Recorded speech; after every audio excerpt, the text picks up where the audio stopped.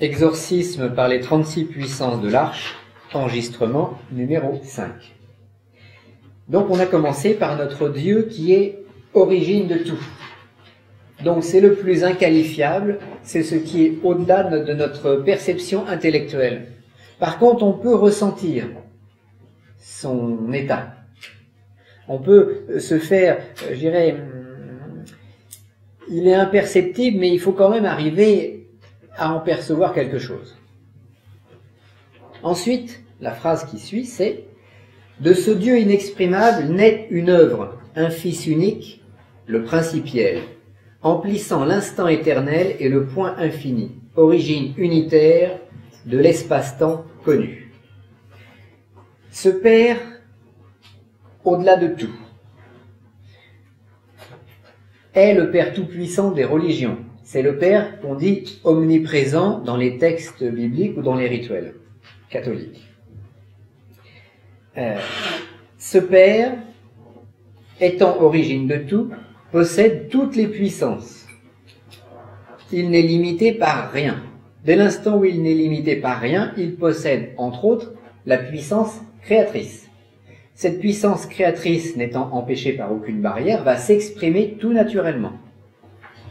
Donc, ce Père va tout naturellement engendrer une œuvre, un Fils unique, qui va être le principe de tout ce qui va découler plus tard.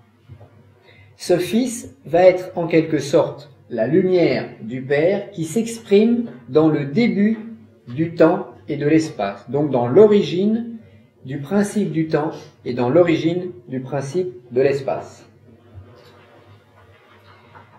L'origine de l'espace, ou l'espace le plus simple, le plus unitaire, c'est le point. Alors imaginons un point qui remplit l'infini. Donc là, on est à la charnière entre plusieurs choses. On est à la charnière entre l'unité, c'est-à-dire le point, et l'infinité. Et lui, il conjoint les deux. Et au niveau du temps, on va exactement avoir le même principe, puisqu'il est à l'origine du temps, c'est-à-dire la lumière qui s'exprime à travers le temps le plus unitaire possible. Quel est le temps le plus unitaire? C'est, vous allez me dire, la seconde, ou c'est le millième de seconde, ou c'est un instant, mais cet instant va s'étirer éternellement, puisque nous sommes là à l'origine du temps. Si on considère le temps comme un cercle, hein, la courbe du temps,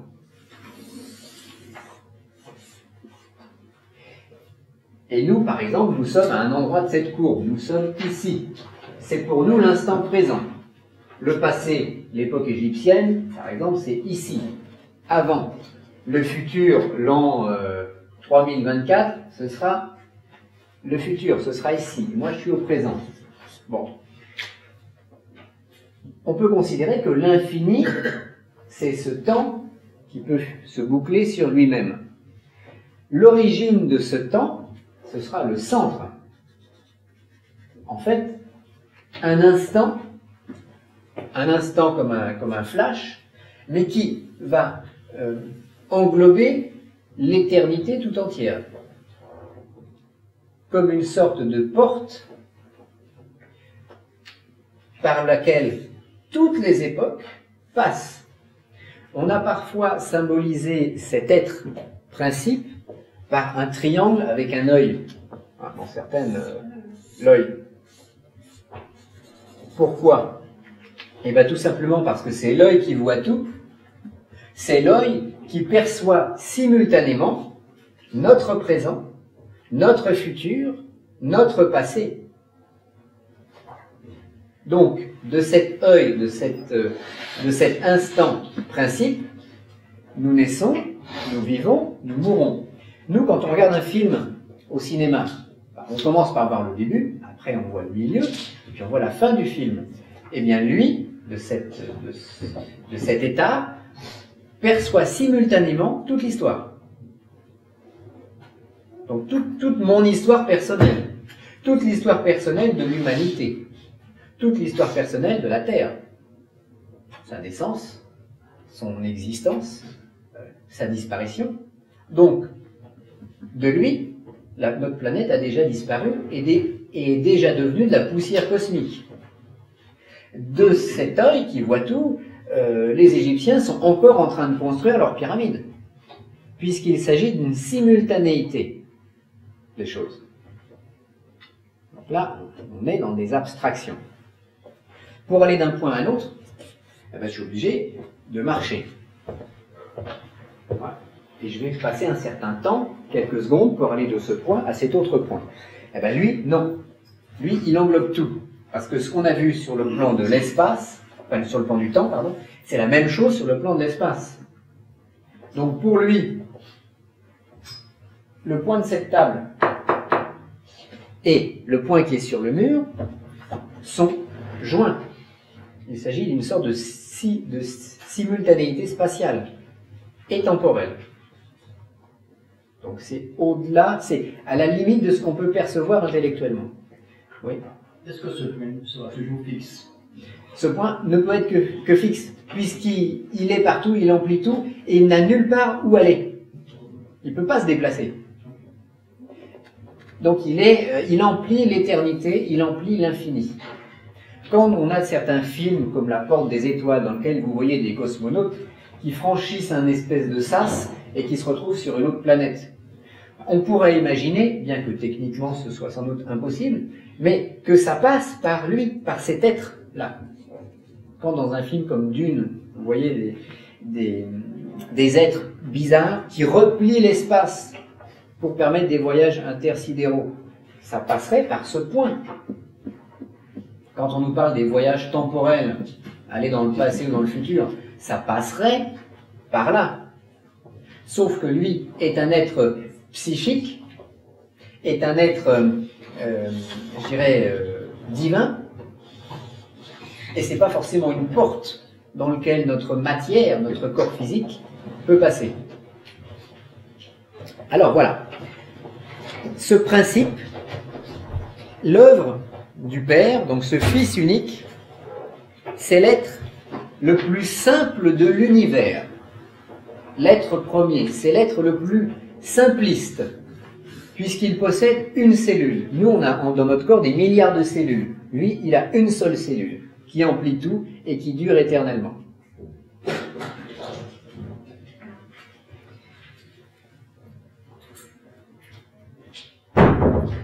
Alors, c'est une trame, c'est une lumière qui est plus proche de nous que son Père. C'est déjà difficile à percevoir. Et cet être est consubstantiel à tout l'univers. C'est-à-dire qu'il est là, sur le mur, là, à cet endroit-là. Il est aussi sur le bureau. Il est aussi dans ma tête, ou dans votre tête.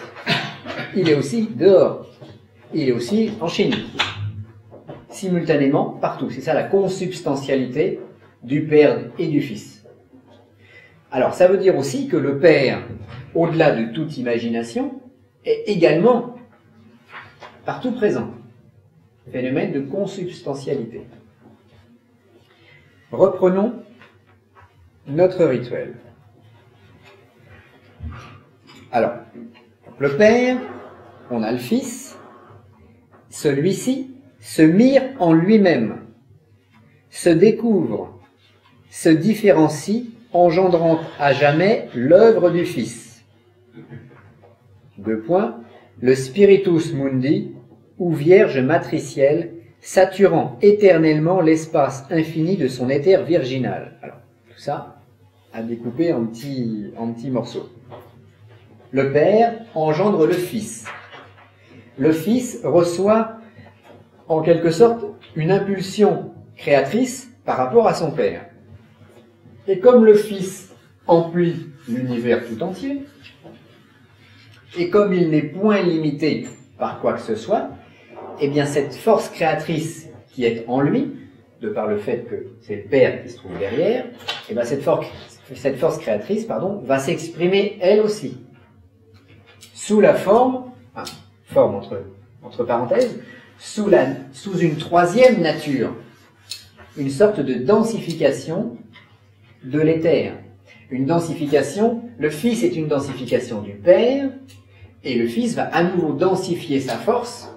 C'est pour ça qu'on va nous dire, il se découvre, il se différencie, et en se regardant le nombril, entre guillemets, il va densifier sa nature, et nous allons avoir l'apparition du Spiritus Mundi, l'Esprit Saint des religions, vierge matricielle, c'est-à-dire une énergie plus dense, qui sera en quelque sorte la charnière des mondes futurs.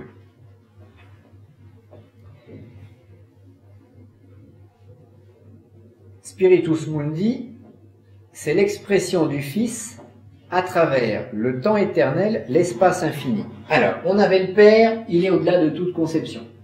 On a le Fils, c'est un instant qui dure éternellement et un point qui s'étire à l'infini. On descend encore d'un étage et on a maintenant le temps éternel qui nous est plus perceptible et l'espace infini qu'on peut regarder, qu'on peut explorer avec nos lunettes astronomiques. Donc, quelque chose qui descend vers nous. Cet être, qu'on appelle Spiritus Mundi pour essayer de donner un autre nom qu'autre chose, va être en quelque sorte un Père, un Dieu déjà plus proche de nous. Alors, cette Vierge matricielle sera signée plutôt de la femme par rapport au Fils, par rapport à son Créateur, mais pour nous, ce sera quand même un masculin créateur.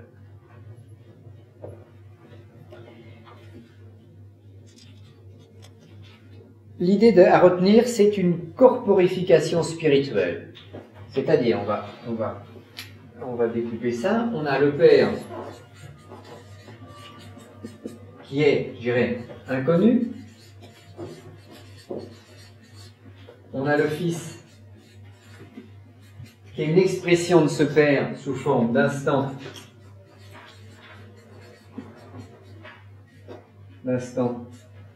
et sous forme de point. Alors, instant éternel et point infini. Et on va appeler Spiritus Mundi, ou ce que certains textes sacrés appellent la Vierge, la Sainte Vierge,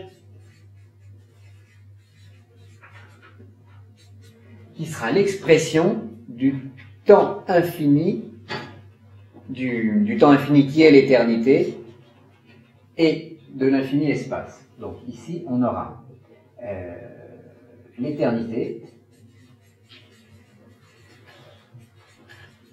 et l'infini.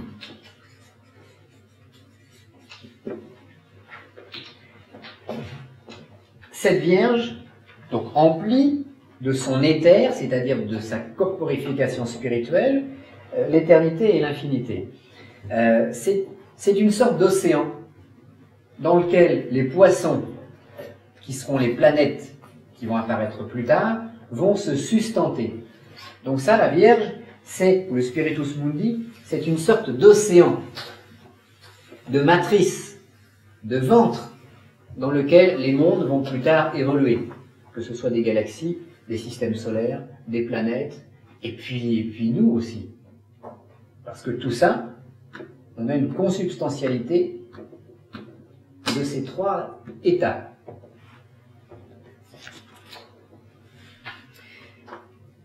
Alors, qu'est-ce qui se passe? Eh bien, il se passe que Père, Fils et Vierge, ou Père, Fils et Esprit Saint, sont consubstantiels, ils sont ensemble.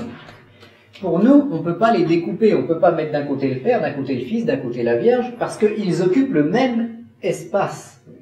Ils occupent l'infini sous forme de nature différente, mais ils sont exactement au même endroit. Ce qui signifie que la Vierge est en quelque sorte le corps du Fils. On pourrait dire qu'on a à ce moment-là l'esprit, l'âme et le corps. Bon. Mais ce serait une caricature que de dire ça. Nonobstant le fait qu'on a quand même la racine de l'esprit par le Père inconnu, la racine de l'âme par le Fils, instant éternel, et la racine du corps par cette Vierge qui occupe l'éternité et l'infinité. à ce moment-là, c'est pas un moment, c'est un état, à cet état-là, nous sommes devant un océan de vie, qu'on va appeler l'éther. Et c'est ça qu'on va représenter plus tard en rouge, dans nos pentacles et dans nos carrés. L'éther, c'est cette espèce de corps dont vont être issus les mondes. Alors, le Fils et la Vierge sont ensemble, ils sont consubstantiels, ils sont mélangés. Ils vivent en quelque sorte ensemble des noces alchimiques. Et sorte de coït éternel et infini. Donc le Fils va engendrer éternellement cette Vierge. C'est comme si, je dirais, il faisait l'amour, mais depuis toujours et à jamais. Dans une espèce de félicité spirituelle qui n'a ni commencement ni fin. Alors, vous allez me dire, ils ont de la chance, parce que là, nous, ça ne dure pas aussi longtemps.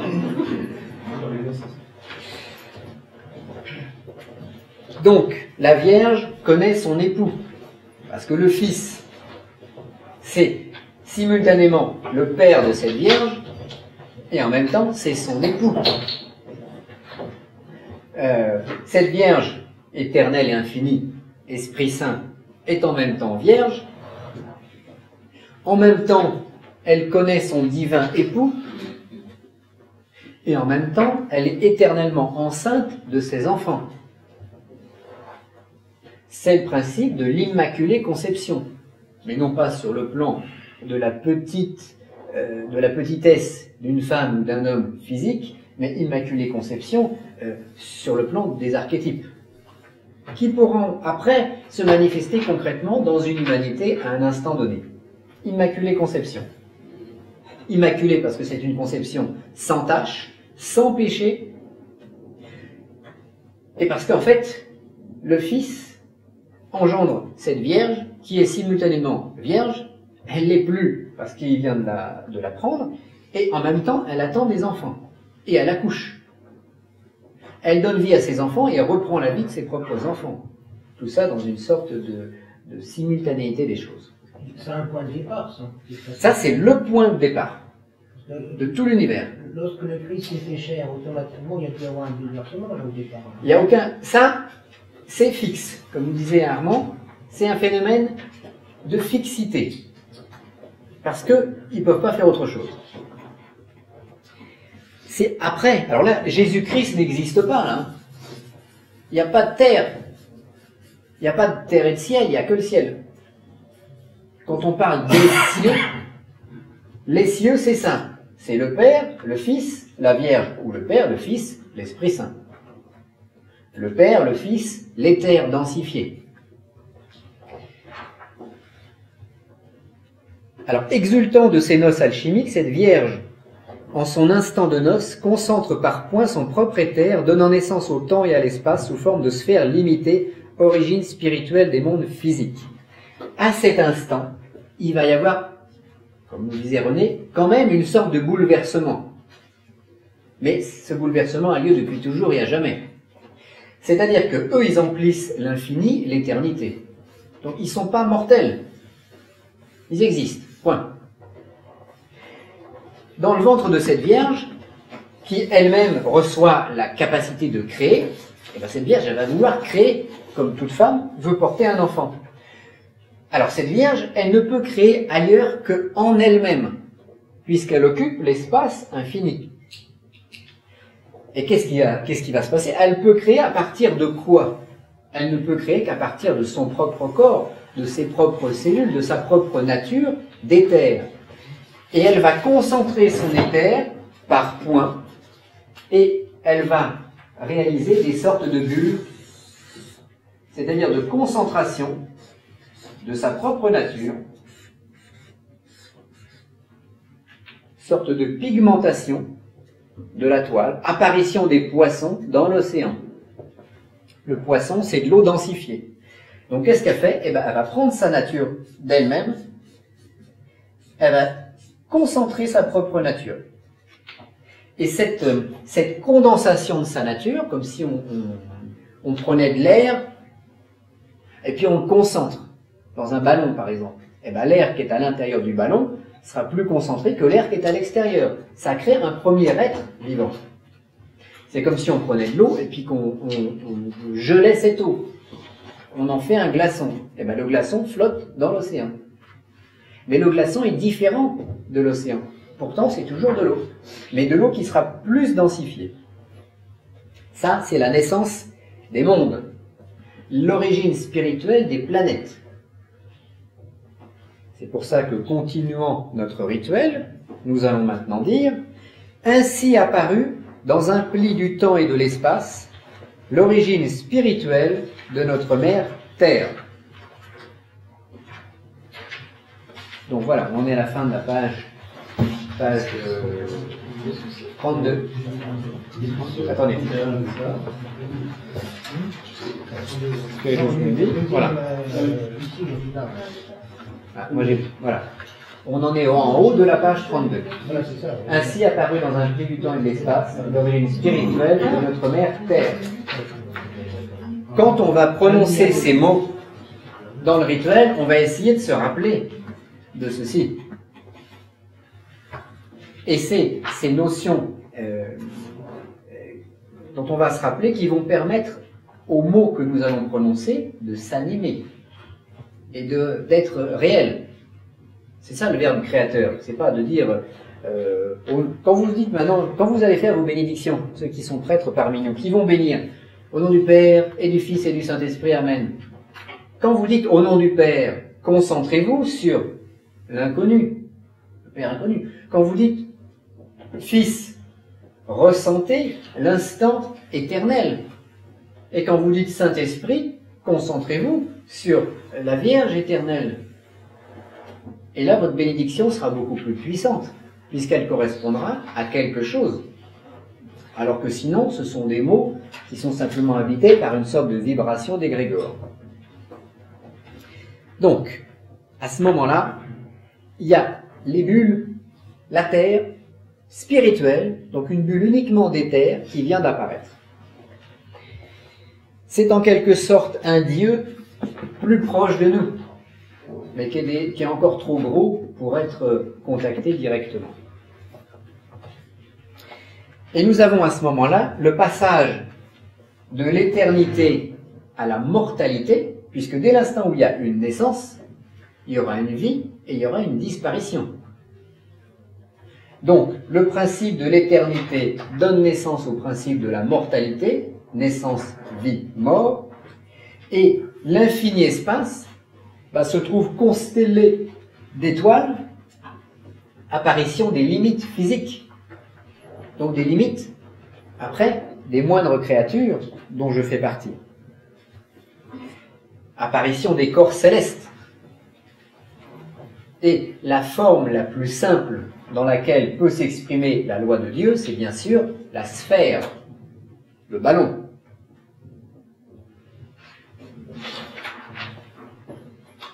Donc il y a là, comme disait René tout à l'heure, un énorme bouleversement dans la création.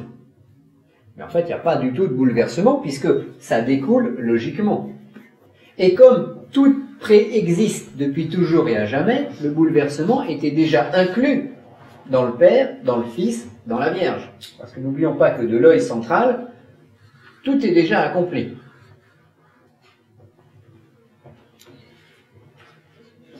Alors, je continue la lecture du rituel. Chacune de ces bulles d'éther concentrées. Donc là, on est dans nos ballons. Ballons cristallins.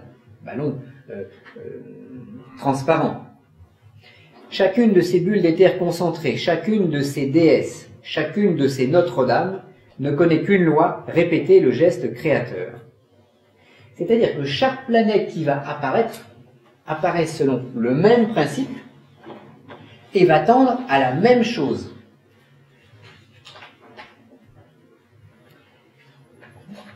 Les bulles enfants sont à l'image de leur divin créateur. Elles possèdent donc aussi le pouvoir de se créer elles-mêmes. C'est-à-dire que chaque créature va avoir en elle la force de continuer à créer autre chose. C'est une sorte des poupées russes qui s'emboîtent les unes dans les autres. Alors, ce qu'il faut bien voir aussi, chacune de ces Notre-Dame, ça signifie que chaque planète, quand on parle des extraterrestres qui viennent nous voir en soucoupe volante, ou la guerre des mondes, les martiens qui nous attaquent, etc., eh bien, bon, c'est un petit peu des caricatures, parce que chacun des soleils va ensuite progresser, chacune de ces étoiles va progresser vers une Terre concrète, plus physique plus tard, mais chaque planète portera des mondes, des végétaux, des animaux, etc. Et chacune de ces bulles va engendrer des initiés. Que ce soit une planète aquatique, que ce soit une planète de sable, que ce soit une planète, etc. On aura exactement le même cheminement qu'ici-bas sur Terre.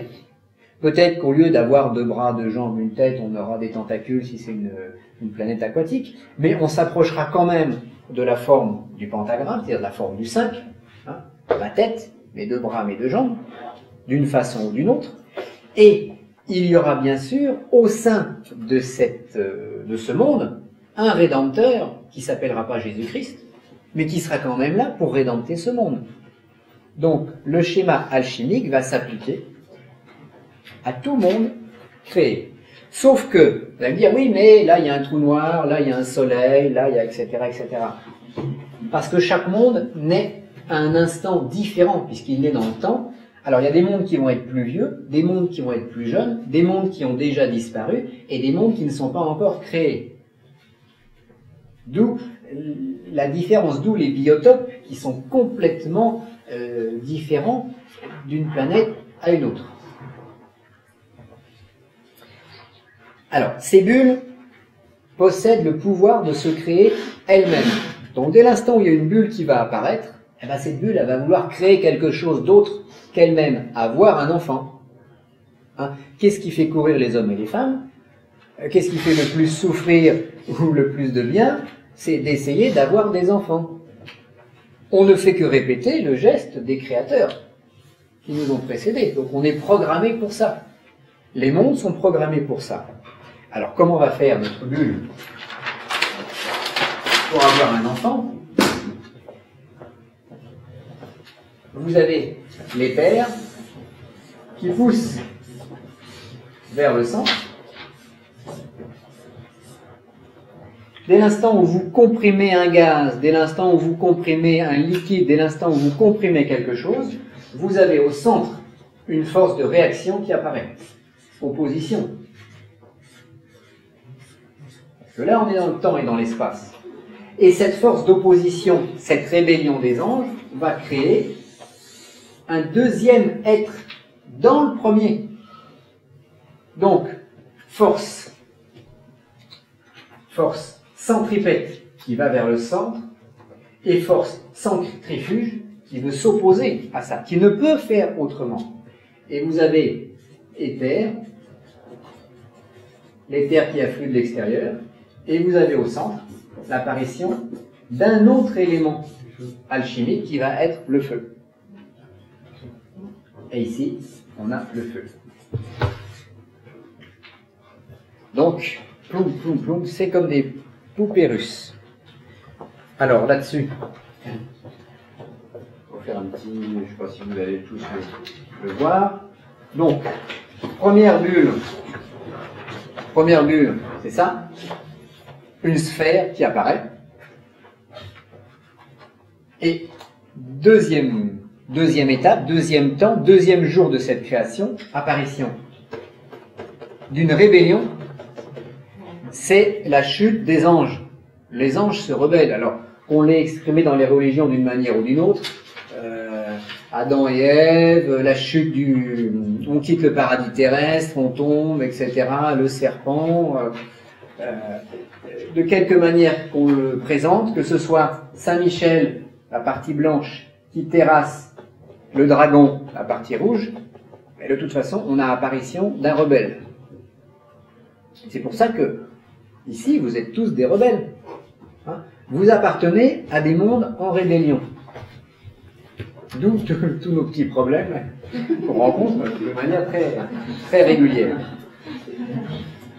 Donc, si on prend notre rituel, l'éther affluent en son centre rebondit sur lui-même, se rebelle, commet la première faute et se couvrant d'une première ténèbre crée le premier élément visible, le feu. Toujours en haut de la page 32. Alors après, ça continue. Ce dernier, par ressac, se révolte également contre lui-même, engendrant le deuxième élément visible, l'air. C'est qu'on va voir sous notre schéma présenté de cette manière-là.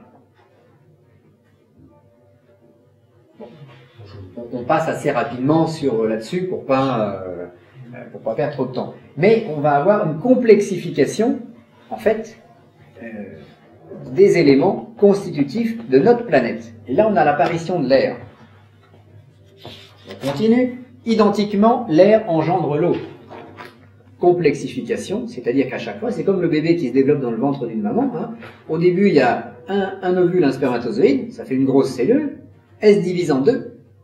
Elle se redivise en deux, on en a 4. Ça se redivise en deux, on en a 8. Ça se redivise en deux, on en a 16. Ça se redivise en deux, on en a 32, etc. On ne fait que répéter les gestes.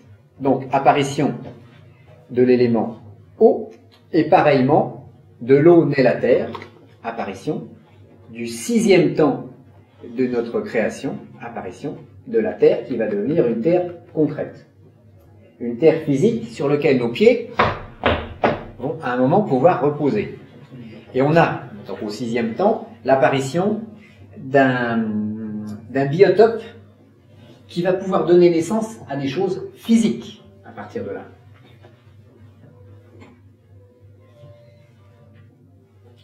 Reprenons notre rituel. Ainsi apparut quelque part au cœur de l'univers Notre-Dame, physique, notre mère terrestre. Là, on est dans le côté physique des choses. Notre Vierge Immaculée, notre rose éternelle, notre arche de Noé, tenant en elle 36 arches secondaires. Et c'est à partir de là que nous allons passer dans un système avec des angélies, nous disent certaines traditions, avec des archangélies, nous parlent d'autre chose, avec des puissances alchimiques, avec 36 éléments constitutifs correspondant aux 5 éléments qui sont l'éther, le feu, l'air, l'eau et la terre. Parce que tout ça, ça va se combiner harmonieusement, ça va créer de sorte des sphères. Ces sphères vont s'arc-bouter les unes sur les autres, puisque c'est des combats en fait, des anges les uns contre les autres. Et puis on va avoir un système stable sur le plan spirituel, donnant naissance à une matière physique également stable.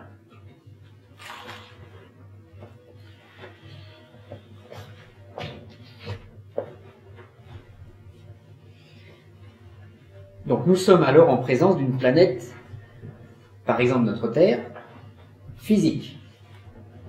Alors, en continuant notre rituel, qu'est-ce que nous lisons? Maintenant concrète. Notre-Dame n'eut de cesse que de rejoindre sa source éthérique. Alors, ce qui s'est passé, c'est qu'on a vu ensemble une descente, c'est-à-dire éther, feu, air, eau, terre. Descente de la vibration spirituelle vers la matière concrète. Dieu chute dans les ténèbres. C'est le mythe de Lucifer, le porteur de lumière. Dès l'instant où ça a chuté dans les ténèbres et on est dans un système stable, eh bien il va y avoir un rebondissement parce que de nouveau, on a toujours cette fameuse puissance créatrice qui ne demande qu'à s'exprimer. Et elle ne va pouvoir s'exprimer après qu'en sens inverse, en remontée. Et notre planète va commencer par créer des minéraux.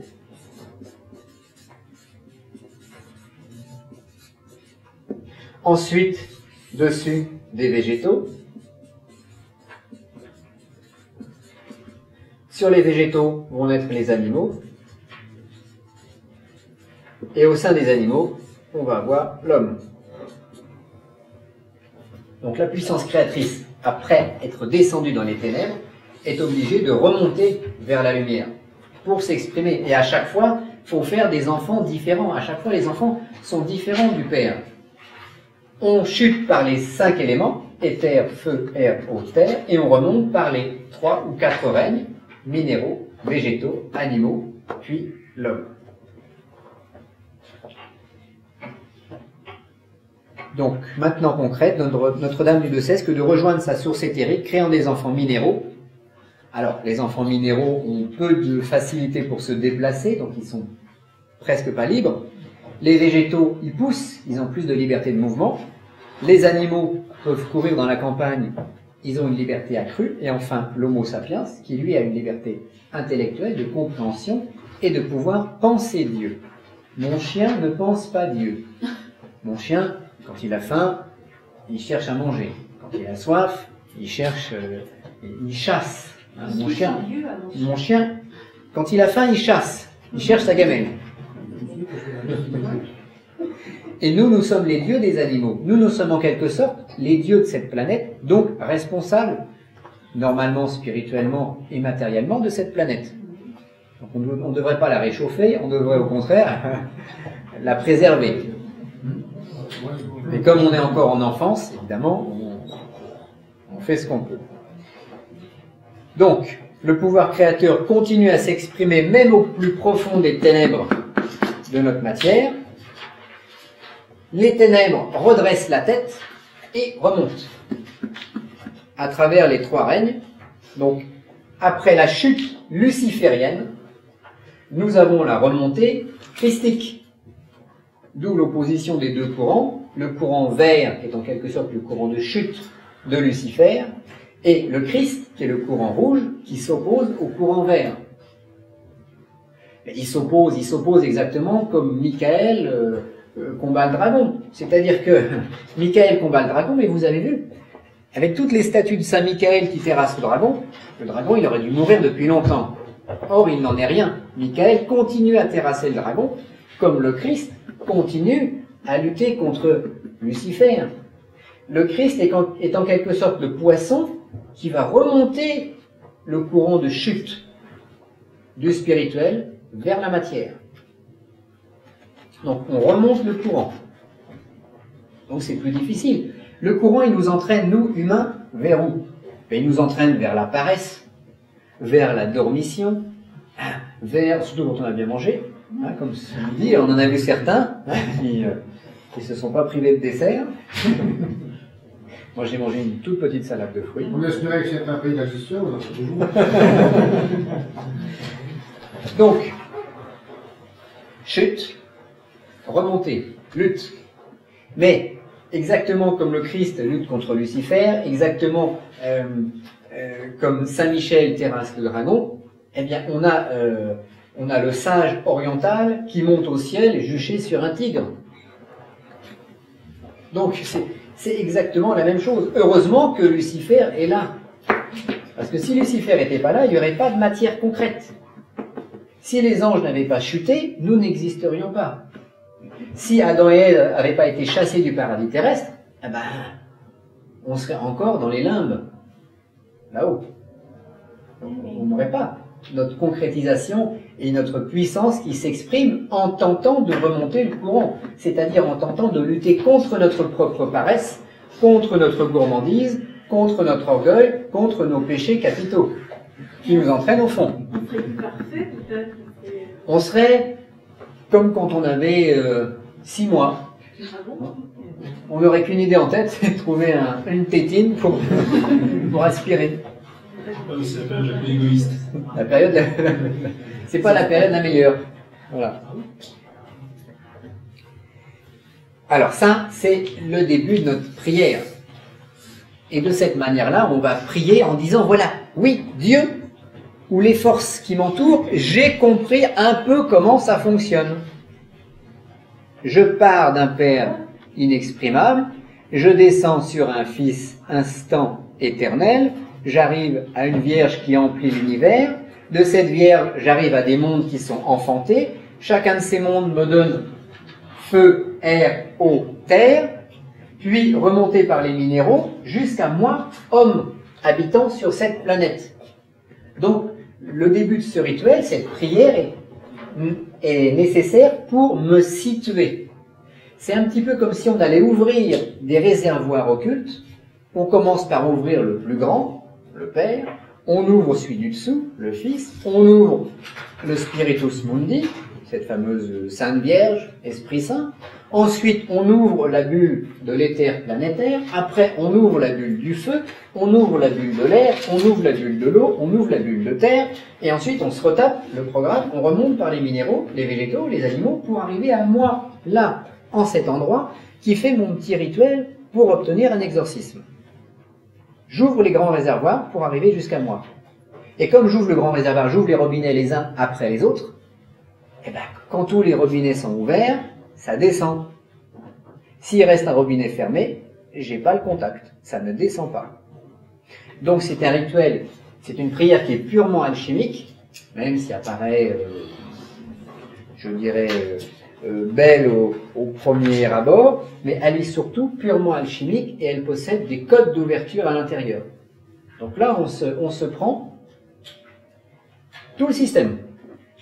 Tout est prévu là. En fait, Il n'y a aucune autre possibilité. Alors, un rituel peut être écrit de manière différente, mais dans ce rituel, il n'y a aucun échappatoire à ce qui existe. On a tout passé en revue. C'est comme si on avait appelé tout le monde. L'éther, le feu, l'air, l'eau, la terre. Qu'est-ce qu'il y aurait d'autre comme éléments? Les minéraux, les végétaux, les animaux, et puis l'homme. Donc on se retrouve, je dirais, en tant qu'homme connaissant ou femme connaissante à un endroit donné, à un temps donné. Question? La relation avec le pentagramme d'appel, le pentagramme de descente. Le pentagramme est une caricature de ça. Mais quelque part, il y a des choses dedans. Si vous faites un rituel du pentagramme en sachant, en comprenant ça, c'est mieux. Et puis vous pouvez inventer votre propre rituel du pentagramme plutôt que de reprendre celui qui est dans le livre de Monsieur X. Vaut mieux faire le vôtre. Fort des connaissances métaphysiques qu'il y a derrière. Et aller plus loin, un hexagone. Alors, ne mélangeons pas tout. Là, on va être sur les nombres. Mais l'hexagramme, je l'ai là. Bien sûr, c'est les sceaux de Salomon. Sauf que moi, l'hexagramme, je ne vais pas le ritualiser comme ça. Je vais le visualiser en volume. Les deux cônes dans une sphère. Ce sera beaucoup plus puissant qu'un rituel d'hexagramme. Mais si vous faites un rituel d'hexagramme en ayant conscience que l'hexagramme, c'est deux cônes dans une sphère, et puis vous reviciez les boulons qui sont dévissés, que vous remettez le tuyau au bon endroit, etc., votre rituel d'hexagramme sera sans doute beaucoup plus virulent, beaucoup plus puissant. Mais c'est par votre science que vous rendez un rituel puissant, en comprenant ce qu'il y a derrière. Donc nous, ce qu'on s'est amusé aussi dans les 36 rituels de l'Arche de l'Alliance, à un moment, je connaissais le rituel du petit pentagramme, puis je me suis dit, mais le rituel du petit pentagramme, le pentagramme prie le 5. On verra tout à l'heure. Le 5, c'est l'éther. Donc, le pentagramme était un rituel basé sur l'éther. Donc, celui qui a monté le rituel du petit pentagramme savait sans doute ce qu'il faisait. Il l'a monté pour le 18e ou 19e siècle, c'était bien à l'époque. Eh bien, nous, on peut faire mieux. Parce que si, au lieu de tracer mon pentagramme, vas-y, tu traces le pentagramme à la baguette, ce sera mieux. Au lieu de tracer le pentagramme comme ça, en disant gna gna gna, bon. Si tu te dis que c'est le nombre 5 et que tu traces au nord une figure représentant le nombre 5, si tu traces à l'est le 14, une figure représentant le 14, au sud une figure représentant le 23, c'est l'éther du sud, et une figure représentant le 32, c'est l'éther de l'ouest, 3 et 2, 5, 2 et 3, 5, 1 et 4, 5, là on se retrouve avec un pentagramme qui va être beaucoup plus vivant, beaucoup plus puissant, que simplement de dire Adonai etc. Parce que là, on fait que répéter autre chose. Donc voilà. Voilà pour répondre à cette question, mais ça englobe aussi ça pour tout le monde. Alors, fin de cette prière. Ainsi, alors c'est un petit résumé, parce que bon, nous, êtres humains, on oublie vite. Donc on se fait un petit résumé. Ainsi, l'instant perpétuel engendre-t-il des mondes limités? Ainsi, chacun de ces mondes imite-t-il son Père? Ainsi, chacune de ces forces progresse-t-elle vers sa propre éternité?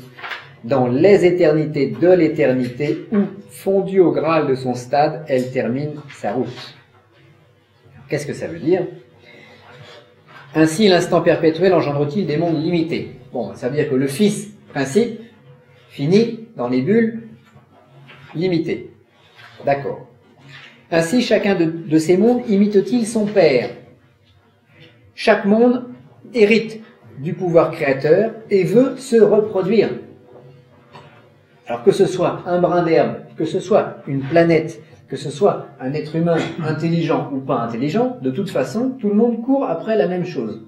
Il y a 80% ou 70% de notre temps qui est utilisé pour cette fonction créatrice. Je veux me reproduire, que je sois un homme ou une femme. Et peu importe, c'est dans nos gènes, c'est dans notre programme. Donc chacun de ces mondes imite-t-il son père, et vous, en tant que monde, eh ben, vous imitez votre père. Ensuite, troisième paragraphe, chacune de ces forces progresse-t-elle vers sa propre éternité? Alors, il y a l'éternité de mon stade. Moi, je peux atteindre une petite éternité dans les grandes éternités du Père. Et seul le Père est éternel à tout jamais. Ça signifie que nous sommes des êtres relatifs, que nous pouvons goûter à la notion d'éternité, mais pas comme lui. Lui, il est le seul qui n'a pas de début et qui n'a pas de fin. Nous, dès l'instant où nous avons un début, nous aurons une fin, plus ou moins heureuse en fonction de ce qu'on aura mérité. Mais on aura automatiquement une fin. Donc, il y en a qui vont avoir une fin rapide, ils vont vivre 50 ans, 60 ans, 70 ans, 80 ans, et ils repartent dans l'infini. Et puis il y a ceux, comme certains qui sont ici, qui veulent vivre 2000 ans ou 3000 ans. Bon, pas forcément physiquement, mais qui espèrent bien passer le cap de la mort physique pour pouvoir continuer un certain cheminement. Et pour continuer ce cheminement, il faut densifier la puissance en nous-mêmes. Il faut imiter notre Père, c'est-à-dire il faut qu'on se crée physiquement, ça c'est notre programmation instinctive, on essaye de faire des enfants, mais il faut surtout aussi se multiplier psychiquement, dans la tête, dans notre âme, dans notre esprit. Quand on nous dit croissez et multipliez, c'est bien de faire des enfants, mais c'est surtout bien de croître et de multiplier spirituellement. Mais si mon éternité dure 2000 ans ou 3000 ans, je serai content. Ça m'aura permis d'échapper déjà au petit contexte que j'ai. Mais de toute façon, la finalité sera la même. C'est-à-dire que je me retrouverai fondu au Graal de mon stade. C'est-à-dire que j'aurai vécu de multiples aventures, et à un moment, mon esprit se séparant du corps physique, puis de son âme noire, puis de son âme blanche, eh ben, mon esprit va n'avoir plus qu'une seule aspiration, c'est connaître l'expérience ultime de la fusion au Père. Et là, volontairement, après 2-3 000 ans de pérégrination, ou plus, eh ben, mon esprit désire faire l'expérience ultime, se refusionner à son Père, par amour. Mais là, on termine notre route au Graal de notre stade. Donc, nous sommes des êtres limités et nous allons vers soit une disparition dans les affres de l'enfer, soit un paradis, où nous allons goûter cette éternité, mais où nous allons nous y figer. Hein, c'est l'expérience de la vision de Dieu dont on ne revient plus. Question? Oui, de cette mer qui sort au sol de la création, c'est une mer de tous les possibles. Donc, étant une mer de tous les possibles, ça veut dire que dans les différents stades d'intégration E, R, O, Père, et surtout, tous les possibles qui sont également compris. Alors, attention. Elle crée des bulles qui vont être origine des mondes. Dans ce monde est un des possibles. Oui, d'accord. Voilà, avec tant qu'on veut. etc. Mais comme elle va en faire des milliers, des millions, une éternité depuis toujours et à jamais, on peut considérer que tous les mondes possibles vont parvenir à l'existence. Et moi, je ne verrai qu'une fraction. Et c'est pour ça, est-ce que l'univers est-il en expansion ou pas? Moi, je vois une fraction des choses. Donc, j'ai l'impression qu'en ce moment, mon univers visible est en expansion, mais c'est peut-être un inspire qui sera suivi d'un expire.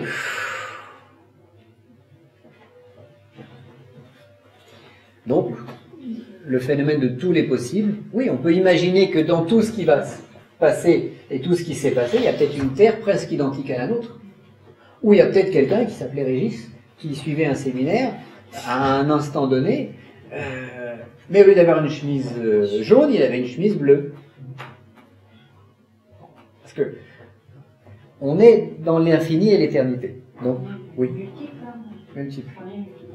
Alors après, est-ce qu'on peut aller dans ce monde parallèle et se rendre compte que Johnny Hallyday n'est plus... Autre question sur cette prière? Alors vous allez me dire là, faire un exorcisme comme ça, moi, ça me fait mal à la tête. C'est un repositionnement de tout ça. Disons, surtout qu'on développe l'aspect plus scientifique de Dieu quand on parle du principe, donc peut-être que quand on parlait des exorcismes... Oui, on est dans une science de l'exorcisme là. Donc c'est plus une science sacrée, une science géométrique. Et là, on va plus y aller avec une grosse massue. On va y aller avec des fusils à lunettes. On va faire des frappes chirurgicales. Donc ce sera plus ennuyeux pour les adversaires. Oui, mais ces frappes chirurgicales sont toutes possibles. Donc aussi bien la bonne frappe que l'erreur. Oui, bah, on a plus de chances de rater sa cible quand on a un fusil précis. D'où la nécessité de comprendre ce qu'on fait. Oui. C'est plus facile d'utiliser un exorcisme classique. Voilà, tout à fait, c'est ce que j'ai dit hier. C'est plus facile un exorcisme classique. Parce qu'on prend la grosse massue, on tape. Boum, boum, boum, boum. Au bout d'un moment, ça finit par ébranler les choses. Il n'y a qu'à répéter. Là, c'est des frappes chirurgicales. Par contre, c'est une sorte de puissance des nombres sur la matière. Et là, il peut se passer des choses étonnantes. Alors, le risque est plus important quand on a une Porsche que quand on roule en vélo.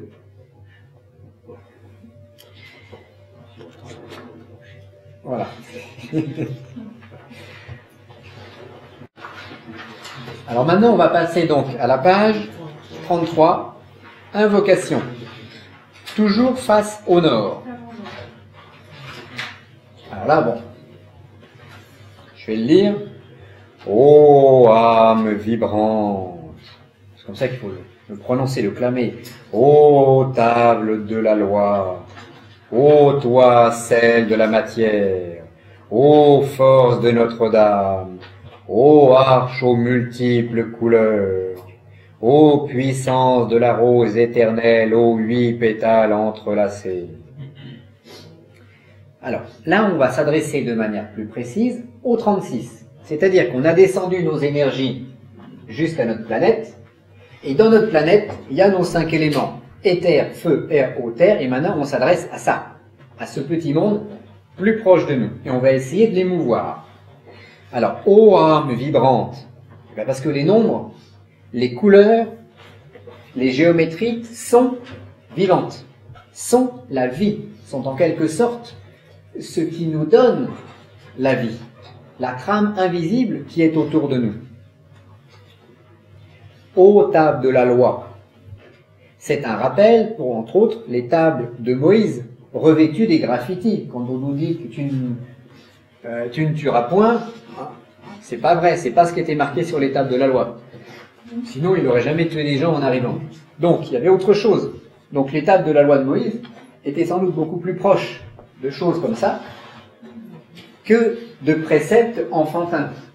Tu aimeras ton père et ta mère, etc. Quoique derrière tout ça, on peut y voir une symbolique qui est juste, mais j'aime à croire qu'il y avait sans doute des puissances un peu différentes. Ô toi, sel de la matière. Alors qu'est-ce que c'est le sel? C'est la quintessence de la matière, c'est la part spirituelle. Quand on dit sel de la matière, on s'adresse à la partie spirituelle de notre monde matériel. Donc c'est une autre façon de qualifier le 36. Ô force de Notre-Dame, c'est la même chose. Ô arche aux multiples couleurs. Alors si vous regardez la rosace, vous voyez des arcs, comme des arcs-boutants qui s'appuient les uns sur les autres. Donc c'est ça les arches aux multiples couleurs.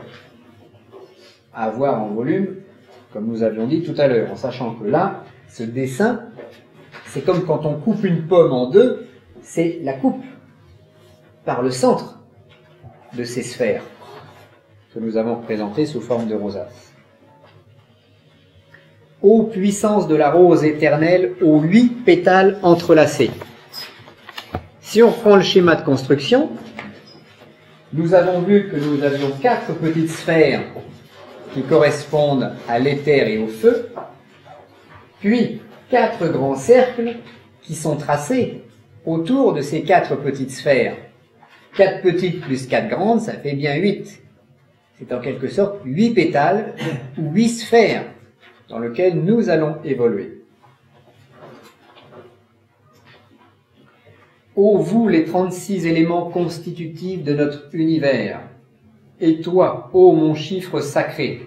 Et là, vous allez citer le nombre qu'on a déterminé pour chacun d'entre nous.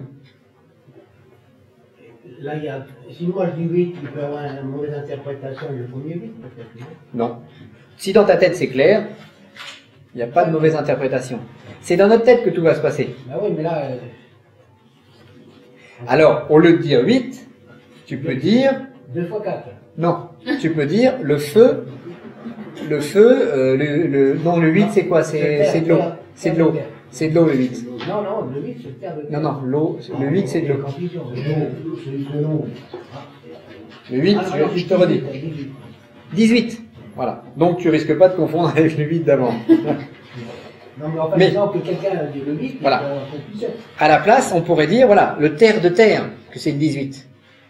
Et si c'était le 8, on pourrait dire, ô toi, mon chiffre 8, ô d'air. Voilà. De manière à préciser un petit peu.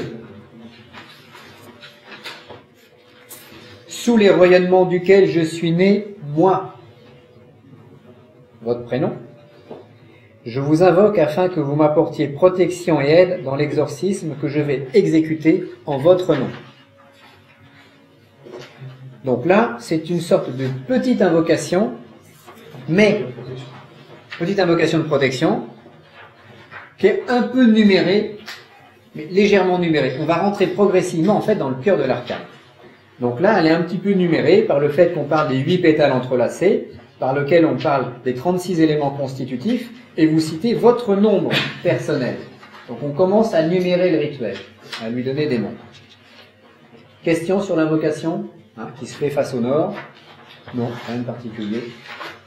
On continue. Rituel, page 34, exorcisme. Alors, votre patient est assis sur une chaise. Il se concentre sur ses problèmes. Quand le patient se concentre, il ne doit pas émettre de la colère et fustiger ses ennemis. En disant, ouais, mon voisin, il fait du bruit, il joue du piano jusqu'à 2 heures du matin, je veux lui tordre le cou. C'est pas comme ça que le patient doit se concentrer. Le patient doit se dire, je suis malheureux, j'éprouve de la tristesse, mon ennemi me fait du mal. Voilà. C'est-à-dire qu'il faut retrouver l'émotion négative de peur, d'angoisse, et surtout, la victime doit bien se positionner en tant que victime, pour que le 36 comprenne bien que c'est lui qu'il faut aider. Donc, vous expliquez bien à votre patient qu'il doit souffrir à nouveau, faire ressurgir l'envoûtement, souffrir des phénomènes négatifs qui l'habitent. Alors là, bien sûr, si, par exemple, vous avez fait un mauvais diagnostic, eh ben, il peut toujours penser qu'il n'a pas gagné au loto, il pensait qu'il perd toujours au tiercé. Comme ce n'est pas un phénomène d'envoûtement, vous ferez une prière et il ne sera pas désenvoûté. S'il croit qu'en étant désenvoûté, il va gagner au loto. Hein? Toujours interpréter et être, je dirais, avoir du doigté dans l'étude du cas. Quand vous êtes en face d'un vrai cas, justement, à ce moment-là, le patient se concentre sur ses problèmes, opérateur face au sud, face au patient. C'est-à-dire,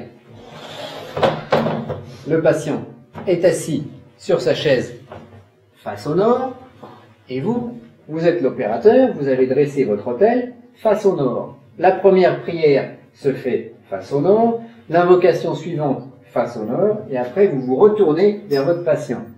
Alors il est bon quand on se tourne, de toujours tourner dans le sens des aiguilles d'une montre, parce que le sens des aiguilles d'une montre, c'est le sens de descente des énergies. Alors je dirais qu'il n'y a pas un sens positif, un sens négatif, mais on descend par l'est, vers le sud, puisque quand on met nos éléments sur le plan des 4 directions, le feu est au nord, l'air est à l'est, l'eau est au sud, la terre est à l'ouest. Et là, je suis en quelque sorte l'intermédiaire entre Dieu et le malheureux qui souffre. Donc, je prends les forces de Dieu face au nord, de Dieu, entre guillemets, je prends les forces spirituelles face au nord, et je me retourne de cette manière-là pour opérer face au sud. Et là, je deviens le représentant des forces spirituelles. Donc, j'appelle, j'intègre ces forces spirituelles en moi, et ensuite, j'agis sur la personne.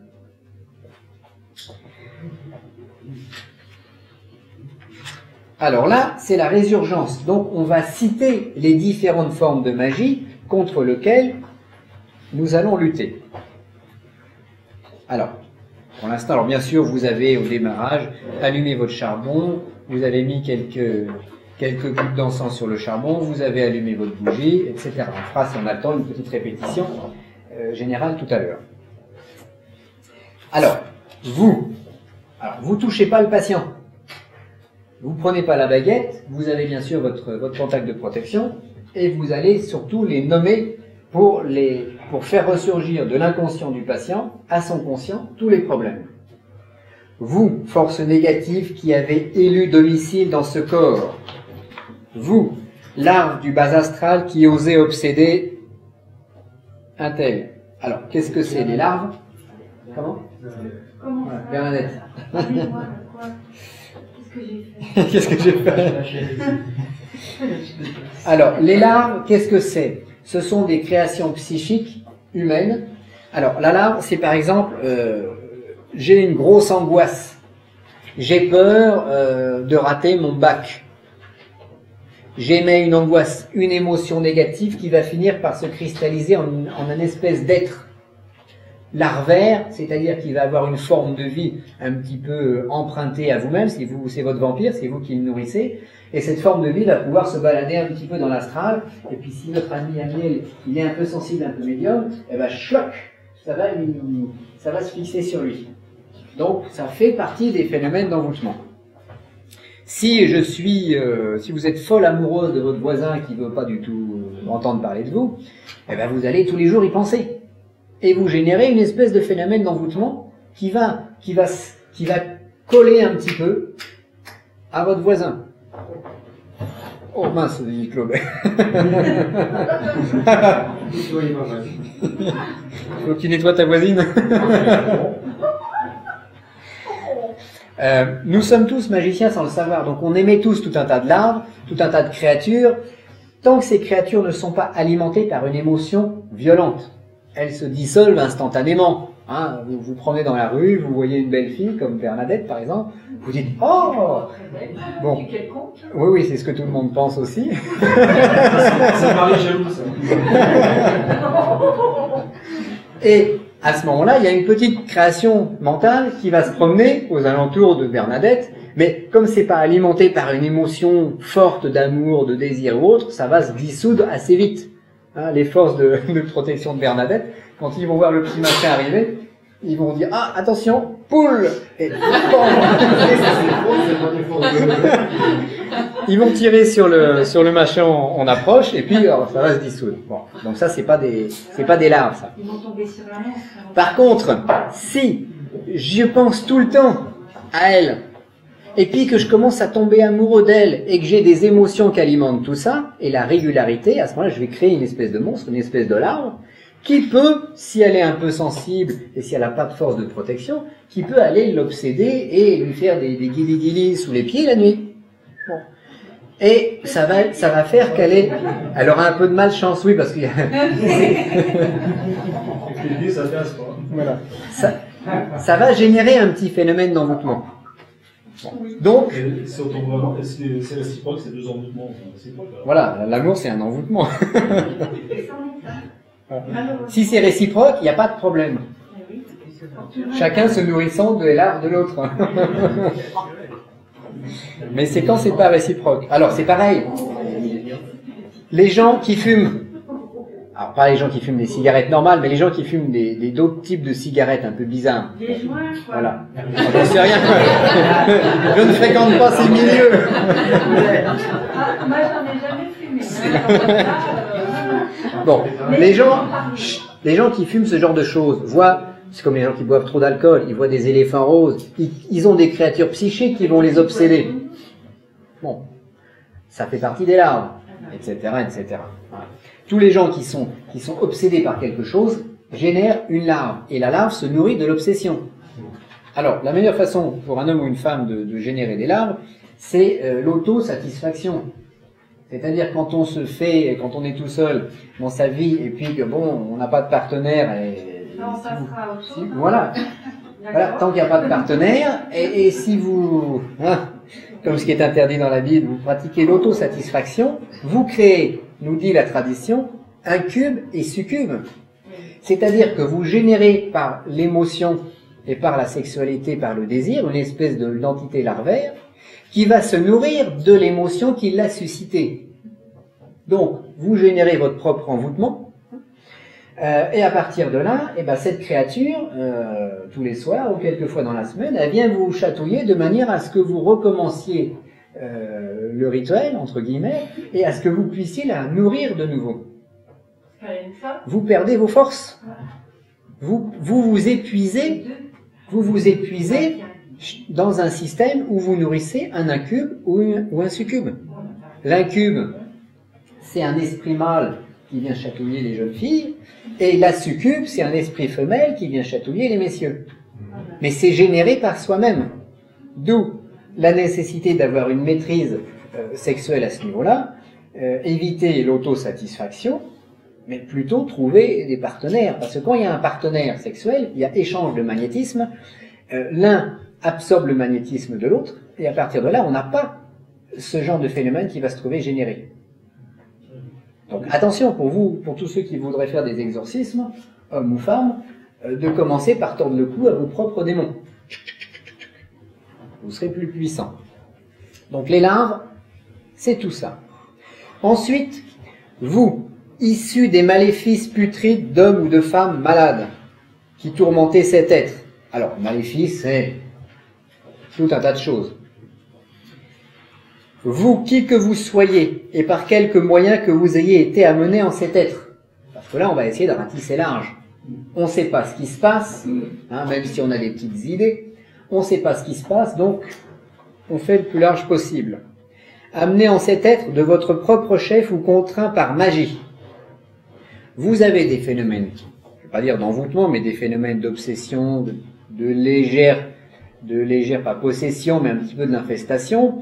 Par exemple, vous avez l'âme noire d'un décédé, l'âme noire du décédé se promène, bon, elle a faim, elle cherche un casse-croûte, elle va voir Régis, Régis il lui met une baffe, alors elle s'en va ailleurs, et puis elle trouve une jeune fille plus sympathique, hop, choc, elle va se coller. Bon, elle est venue toute seule. Elle n'a pas été contrainte par magie. Donc, elle est quand même citée. Et par contre, vous avez aussi certains sorciers qui contraignent par magie des choses pour aller ennuyer certaines personnes. Donc, contraint par magie ou amené en cet être de votre propre chef. Mais, il peut canaliser les âmes noires et les envoyer chez quelqu'un. Bien sûr, un bon sorcier, oui. Avec un chiffre bien défini en fonction de sa puissance. Alors le sorcier n'utilise pas les chiffres, mais il y a d'autres techniques. Voilà, mais non, mais enfin, disons, quand vous récupérez les âmes noires, en fonction du nombre, vous pouvez déjà voir à qui vous avez affaire. En fonction du nombre du décédé.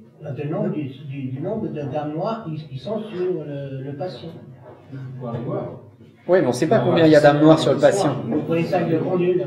Oui, alors, pendule, il nous donne des indications, plus ou moins justes. On n'a pas de certitude. C'est déjà une indication, pareil. Oui, c'est une indication. On ratisse large. Moi, je préfère. Non, mais je suis pas contre le système, au contraire. Mais oui, si tu peux cibler, mais de toute façon, on les passe tous en revue, parce que si dans la cible... Ça, c'est le nom pendulaire. Voilà. Alors, ensuite, on passe à des choses plus sérieuses. Vous, envoûtement de quelque nature que vous soyez, alors, quelle que soit la nature, envoyez sur X, de façon naturelle ou par sorcellerie, que l'on ait employé pour cela les noms divins ou démoniaques, parce qu'il y en a qui font des rituels de cabale et qui contraignent des mauvaises choses par Adonai, par Eye, par le tétragrammaton, etc., d'aller infester les autres. Vous avez des gros rituels de magie noire qui fonctionnent avec les noms des anges ou les noms démoniaques.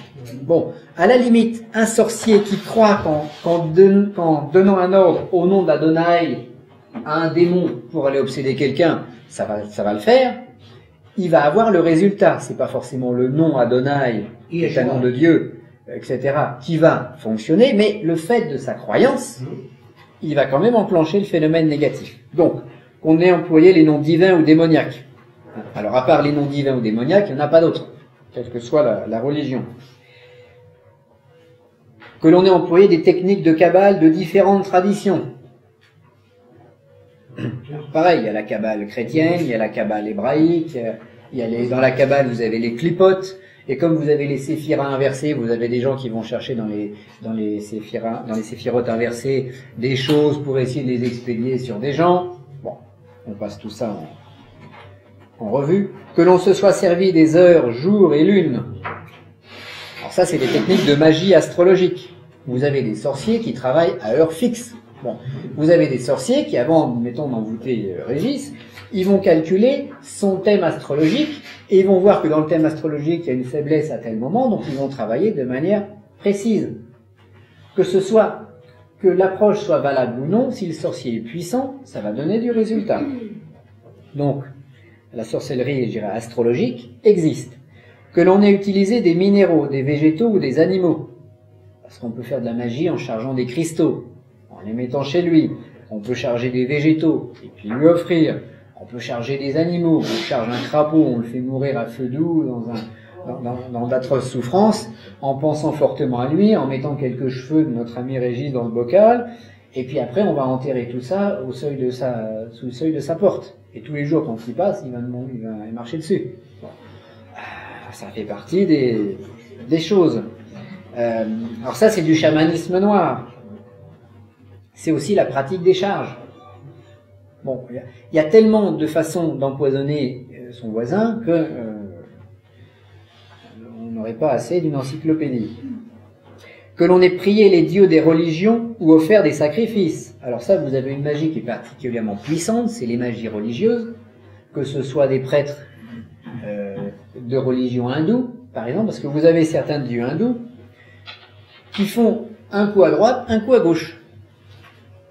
Donc il y a certaines divinités qui s'occupent d'envoûtement de mort, qui s'occupent de guérison, qui s'occupent des problèmes affectifs, qui s'occupent aussi un peu de choses et d'autres. Et à partir de là, ça, ce sont des opérations qui sont particulièrement dangereuses parce qu'il y a une énergie considérable mise en eux.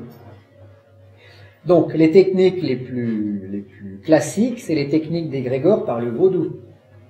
On appelle les VV avec du vaudou et on demande au baron Saint-Di d'aller tordre le cou à telle et telle personne. Alors selon la puissance de la personne en question, ça va fonctionner plus ou moins bien. Selon vos forces de protection, ça fonctionne plus ou moins bien.